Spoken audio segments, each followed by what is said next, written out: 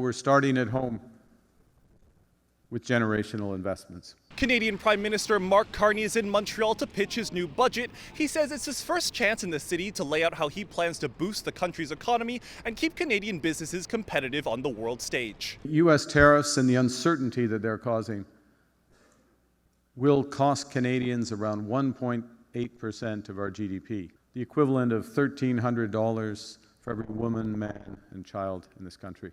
The budget unveiled earlier this month includes new investments in Canada's critical mineral sector. It lands as Carney on Thursday announced a new suite of major projects being considered for fast-tracking, including a new graphite mine in Quebec's Mattawini region, just over 2 hours from Montreal. Carney also pledged to bolster Quebec's hydroelectric infrastructure, saying he'll double Canada's capacity for electricity by 2050, an essential element in what he calls nation-building amid the trade war. The United States has changed.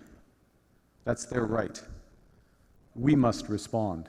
That is our imperative. Experts like McGill professor Daniel Belin say that Carney was elected as a safe pair of hands to guide Canada through stormy waters. And that marks a shift in policy reflected in the budget. The focus is much less on social policy or progressive measures and much more on economic investment. The Prime Minister's visit comes as approval ratings for the Liberals have fallen by 5 points in Quebec, according to a new Léger Le Journal TVA poll. Voting intentions for Carney's party in the province also fell by 3%, giving leeway for federal Conservatives who were up by 4%. The two parties now sit at 39% and 25% respectively. The honeymoon with voters in Quebec is probably over now. I'm not sure it's a red flag, maybe a yellow flag. Belin says that issues like environment and upping military spending continue to be contentious points for many voters in Quebec. And when City News asked Montrealers about their read on the Prime Minister, we heard a little bit of everything. I haven't really seen anything tremendous or terrible from him, so